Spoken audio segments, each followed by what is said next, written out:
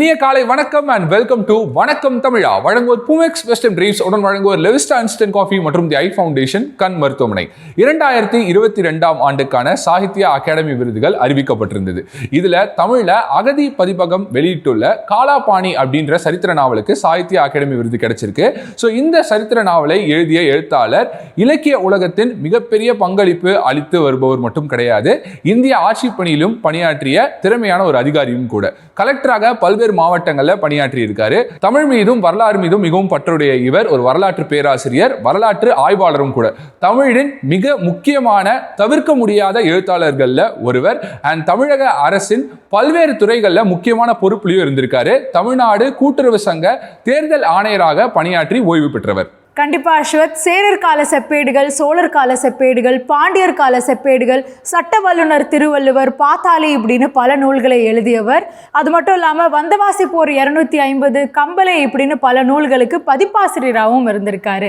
And Tan Sri விருது, புதுமை பித்தன், படைப்பாளி விருது, தமிழ்நாடு அரசின் சிறந்த நூலுக்கான விருது இப்படின்னு பல விருதுகளையும் வாங்கியிருக்காரு.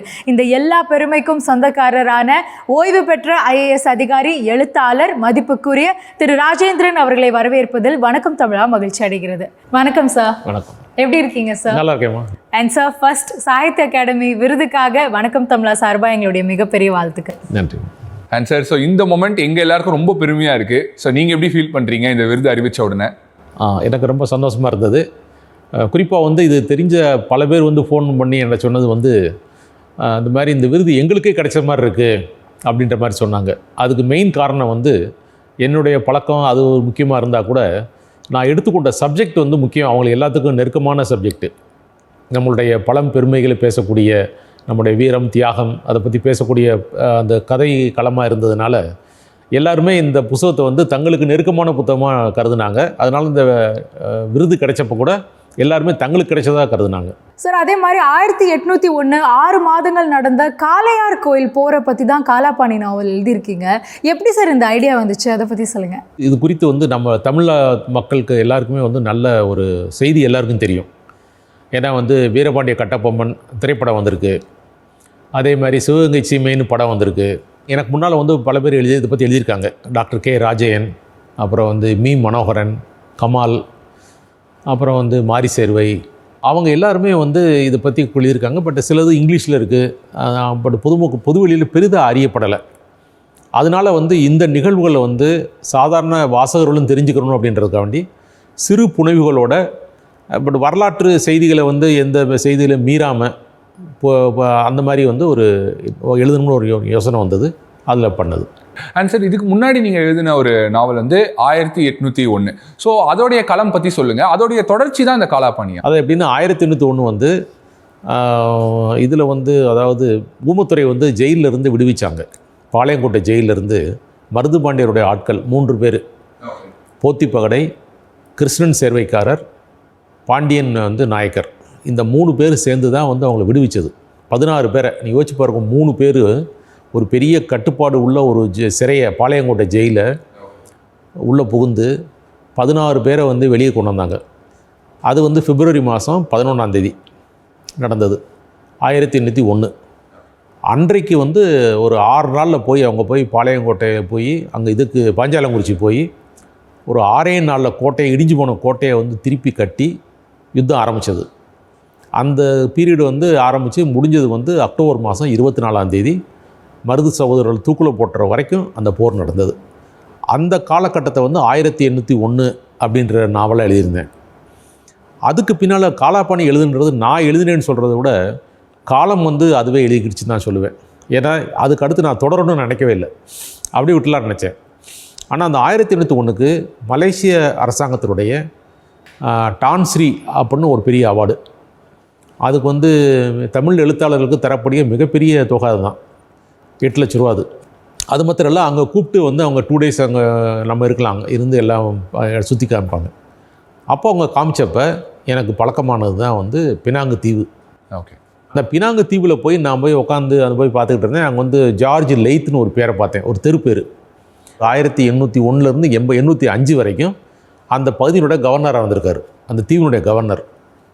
அப்புறம் அதுலேருந்து அப்படி உள்ளே போனால் அவர் ஒரு மெமயர்ஸ் எழுதியிருக்கார், தன்னுடைய வாழ்க்கை வரலாறு எழுதியிருக்கார். அந்த வாழ்க்கை வரலாறுல இந்த மாதிரி தமிழ்நாட்டில் வந்து 73 பேர் இங்கே வந்து ஜெயிலில் இருந்தாங்க. அதில் வேங்கை பெரிய உடையனைத்தவர் ஒருத்தர், சின்ன மருதனுடைய பையன் துரைசாமி, ராமநாதபுரம் அமல்தார் ஜெகநாத ஐயர், ஷேக் ஹுசேன், மணக்காடு சாமி, இப்படி நிறைய பேர் இருந்தாங்கன்னு அவங்க லிஸ்ட் எழுதுறாரு. ஸோ அதை வச்சு என்ன பண்ணேன், அப்படியே வந்து நாவலாக எழுத ஆரம்பித்தேன். Super sir. அண்ட் சார், இது வந்து ஒரு பெரிய லாங் ஜேர்னி அப்படின்னு தான் சொல்லணும். ஸோ உங்களுடைய வாழ்க்கை தொடக்கத்திலிருந்து இப்போது சாகித்ய அகாடமி விருது வரை எங்களுக்கு சுருக்கமாக சொல்லுங்கள் சார். சுருக்கமாக சொல்லணும்னா, நான் வந்து எழுத்தாளர் ஆகணும்னு நான் வந்து எப்பயும் நினச்சதில்லை. ஆனால் 10 வயசில் ஒரு சின்ன ஒரு ஃப்ரீக்காக ஒரு சின்ன யோசனை வந்தது. 10 வயசில் இவர் நான் பார்த்தசாரதி எழுதிய ஒரு புத்தகம், பிறந்த மண்ணு ஒரு புத்தகம். அதில் வந்து எப்படின்னா வந்து இங்கே பிறந்த ஒரு பையன் வேலை வாய்ப்பு கிடைக்காம தூத்துக்குடியிலேருந்து கப்பல் ஏறி ஸ்ரீலங்கா போயிட்டு அங்கேயும் போய் சரியாக வேலைகளை செய்ய முடியாம வாய்ப்பு கிடைக்காம திரும்பி மறுபடியும் ஊருக்கே வந்து விவசாயம் பண்ணி சொந்த ஊரில் விவசாயம் பண்ணி நல்லா இருப்பார்ன்ற மாதிரி கதை. அந்த கதையை வந்து படித்தோன்னு, ஏன்னா வந்து எனக்கு படிப்பு வாய்ப்பு எப்படி கிடச்சதுன்னா, எங்கள் கிராண்ட் ஃபாதர், என்னுடைய ஐயா, அப்பாவுடைய அப்பா, ஓகே, ஐயம்பெருமாள் தேவர் வந்து அங்கே வந்து பஞ்சாயத்து பிரசிடெண்ட்டு. அந்த காலத்தில் எப்படின்னா வந்து பஞ்சாயத்து பிரசிடெண்ட் வீட்டில் தான் வந்து லைப்ரரி இருக்கும், பஞ்சாயத்து பிரசிடெண்ட் வீட்டில் தான் அந்த ரேடியோ பெட்டி இருக்கும், ஓகே, அங்கே தான் சத்துணவுக்கு அங்கே தான் போடுவாங்க, ரேஷன் கடையும் அங்கே தான். அந்த மாதிரி ஏறக்குறைய ஒரு மல்டிபர்பஸாக வந்து வில்லேஜ் முனிசிபலோட வீடு 1959, 60, 70களில் இருந்தது. ஸோ அந்த வகையில் இந்த புத்தகத்தை நான் படித்து பார்த்த உடனே எனக்கு ரொம்ப இம்ப்ரெஸ் ஆகி போச்சு. உடனே என்ன பண்ணிட்டேன், அந்த பேர்களை மாத்திரம் மாற்றி, ஆக்சுவலாக இது பேர் பிளேகரிசம். இது ஒரு நாவலை வந்து ஏற்கனவே எழுதின நாவலை நம்ம பேரை மாத்திரம் மாற்றி ஊரை மாற்றி எழுதுறது பிளேகரிசம், பெரிய கிரிமினல் அஃபென்ஸு. ஆனால் 10 வயசில் எனக்கு தெரியாது. நான் என்ன பண்ணிட்டேன், ஒரு பேருக்கு ஒரு 40 பக்கம் வந்து பேரையும் மாற்றி ஊரையும் மாற்றி நானும் எழுத ஆரம்பிச்சிட்டேன். அந்த பண்ணிவிட்டு அப்புறம் கொஞ்ச நாள் கழித்து அப்புறம் வந்து விட்டாச்சு, அப்படியே விட்டாச்சு. அப்புறம் வந்து என்ன, நம்மளுடைய தேவைகள், வாழ்க்கை தேவைகள், எப்படி சர்வீஸ்க்கு வரணும்னா வந்து நமக்கு வந்து பெரிய வந்து முன்னெடுப்புகள், தயாரிப்புகள் வேணும். அதனால் நான் என்ன பண்ணேன், சர்வீஸில் வந்து வர வரைக்கும், தயார் பண்ணுற வரைக்கும், வேலைக்கு வர வரைக்கும் நான் எந்த எழுத்து பண்ணலை. ஆனால் அதுக்கான இப்போ நான் கலெக்டர் இருக்கையில், டிப்டி கலெக்டர் இருக்கையில், டிஆர்ஓ இருக்கையில் எங்கேயாவது ஊருக்கு போனேன்னா அங்கே இருக்க பழமையான பொருட்களை போய் பார்ப்பேன், அந்த ஊர்களை பற்றி தெரிஞ்சுக்கிடுவேன். ஆனால் எதுவும் எழுதுனதில்லை, அப்படி இருந்துகிட்டு இருந்தேன். 2008 வந்து நான் வந்து கலெக்டராக இருந்தேன், திருவண்ணாமலை கலெக்டராக இருந்தேன். அப்போது வந்து வந்தவாசி போர் முடிந்து 250 வருடங்கள் ஆகியிருந்தது. அப்போ முதல் முறையாக அந்த புத்தகத்தை பற்றி ஒரு கொண்டு வரலாம் அப்படின்னு சொல்லிட்டு கவிஞர் வெண்ணிலா முருகேஷ் அவங்களோட இணைந்து அந்த புத்தகம் ஒன்று கொண்டு வந்தேன். அது வந்து 2008. நீங்கள் அப்படி கணக்கு போட்டு பார்த்தீங்கன்னா 2008 அப்புறம் 2011 வரைக்கும் கலெக்டராக இருந்தேன். அதோட அவ்வளோதான். 2011 வரைக்கும் ஒன்றும் செய்யலை. ஏன்னா கலெக்டரை போய் லெட்டர் எழுதிட்டு இருந்தோம், புக் எழுதிட்டு இருந்தோம்னா எல்லோரும் என்ன சொல்லுவாங்க, வந்து அது எழுதுகிற நம்ம நைட்டில் தான் எழுதுவோம். ஆனால் எல்லோரும் என்ன சொல்லுவாங்கன்னா, இந்த ஆளுக்கு வேலையை தான்னா, இவங்க கலெக்டர் வேலை பார்க்குற கிடையாது, பார்த்தாலும் போய் எழுதிட்டு பண்ணுவாங்க. அதனால் கலெக்டர் வேலை இருக்க வரைக்கும் நான் பண்ணலை. ஓகே, அதான் ஆக்சுவலாக நாங்களும் வந்து கேட்கணும் அப்படின்னு நினச்சோம். ஏன்னா வந்து நிறைய முக்கியமான பொறுப்பில் வந்து நீங்கள் இருந்திருக்கீங்க, அரசு அதிகாரியாக இருந்திருக்கீங்க. ஸோ அந்த டைமில் வந்து அதையும் பார்த்துக்கணும், அட் த சேம் டைம் வந்து எழுத்து பணியிலையும் வந்து உங்களுக்கு ஆர்வம் இருந்திருக்கு. அதுக்கு எப்படி வந்து நேரம் ஒதுக்குனீங்க அப்படின்னு கேட்கணும்னு உண்மைதான். ஏன்னா ரெண்டாவது நான் இருந்த எல்லா போஸ்ட்டுமே சென்சிட்டிவான போஸ்ட்டு தான். கலெக்டராக 3 வருஷம் இருந்திருக்கேன், அக்ரிகல்ச்சர் கமிஷனராக 4 வருஷம் இருந்திருக்கேன், தமிழ்நாட்டுக்கு அக்ரிகல்ச்சர் கமிஷனராக. ஸோ இந்த மாதிரி எல்லாமே ரொம்ப பொறுப்பான பதவிகள் இருந்ததுனால என்னால் ஒன்றும் பெருசாலாம் செய்ய முடியாது. ஆனால் இரவு நேரங்கள் எனக்கானது. இரவு நேரங்கள் எப்படின்னா 9 மணி படுத்துருவேன், 12க்கு எந்திரிப்பேன், நைட்டு 12லேருந்து ஒரு 3 வரைக்கும் 4 வரைக்கும் எழுதுறது, படிக்கிறது, அப்புறம் 4 மணி மறுபடியும் படுத்துறது. ஸோ இந்த மாதிரி தான் என்னுடைய காலங்கள் போயிட்டு இருந்துச்சு. அப்புறம் வந்து அக்ரிகல்ச்சர் கமிஷனராக இருக்கையில் கொஞ்சம் எனக்கு ஒரு கேப் இருந்தது. ஏன்னா சிஸ்டத்தை நம்ம ஸ்டடி பண்ணுறோம், நம்ம வந்து பெருசாக வேலை பார்க்க அவசியம் இல்லை. அதாவது நம்ம கீழே உள்ளவங்களை டெலிகேஷன்ஸு அதெல்லாம் கொடுத்து எல்லாம் நல்ல ஆட்களை வந்து வச்சு அமர்த்திட்டோம்னா அவங்களே வேலை பார்த்துட்டு இருப்பாங்க. ஸோ அந்த மாதிரி பண்ண பின்னால் நான் வந்து வடகரையன் ஒரு நாவல் எழுதினேன். ஸோ அந்த நாவலுக்கும் கூட வந்து தமிழ் பேராய விருது கிடைச்சது, 1.5 லட்ச ரூபா. அப்புறம் அடுத்து எழுதுனது வந்து 1801, அதுக்கு வந்து தான்ஸ்ரீ விருது கிடைச்சது, மலேசியா. இந்த நாவலுக்கு வந்து இது கிடைச்சது. ஸோ இதுக்கெல்லாம் காரணம் வந்து என்னுடைய செலெக்ஷன் தான் நினைக்கிறேன். தங்களுடைய கடந்த காலத்தினுடைய பெருமைகளை எல்லாரும் தெரிஞ்சுக்கிற விரும்புகிறாங்க. கடந்த காலத்தினுடைய தியாகம், கடந்த காலத்தினுடைய அவமானங்கள், கடந்த காலத்தினுடைய வறுமை கொடுமைகள், இதை தெரிஞ்சுக்கிற விரும்புகிறாங்க அப்படின்றத நான் புரிஞ்சுக்கிட்டேன்.